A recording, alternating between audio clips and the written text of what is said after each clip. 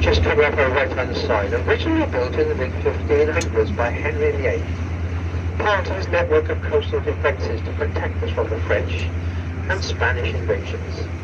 With Poole Harbour having a very narrow entrance on the left-hand side, any vessels coming through the entrance is instantly met by Brownsea Island. Henry VIII recognised this. He recognised the island's strategic importance of guarding this very narrow entrance.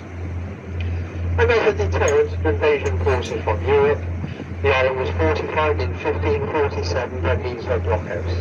This later became known as Brownsea Castle. Unfortunately, the castle is not open to the public now. It's a country house, owned by the National Trust, and leased out to the John Lewis Partnership. It's not just used for holidays by staff of John Lewis and waitrooms, as well as the castle itself, which has 30 guest bedrooms. John Lewis also leases 17 acres of land just to use as his back garden. Now, Poole Harbour is the largest natural harbour in Europe, and the second largest natural harbour in the world. The only entrance we vessel is going from Brownsea Strait into Swanage, saving a round journey of about 25 miles. They do replace the chains every 18 months at a cost of about £24,000 per chain. So over on the left-hand side of there, that's the Sandbanks Peninsula. Reputed to be the fourth most expensive place to live in the world. The average price of property is £8 million, and many famous people have bought property there, known as Millionaire's Mile. Well, we've got a gorgeous cottage in front of us now, tucked up inside the trees, best place in the harbour. It does look right up through the harbour. It overlooks Brownsea Island to our left, the harbour entrance to our right. And the permit here is behind us. 18 months ago, that sold for £13.5 million.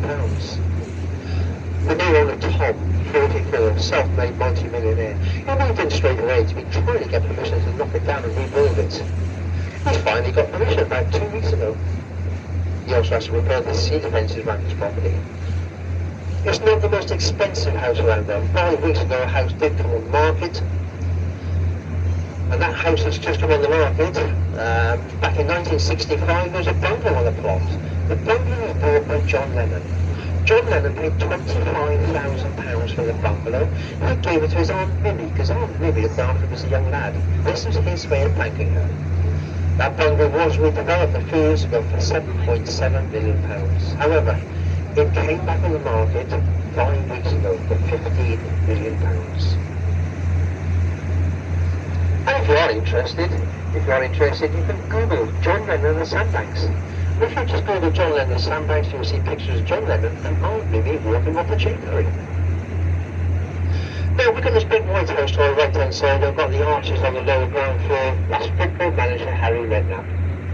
Now all the last few years, Harry's been moving about between Sandbanks and Camphor Cliffs. He's actually moved quite a few times. While he was moving around, he bought a plot of land just there. He paid £6.7 million for the land, and over the winter he's been building himself that Italian-style villa.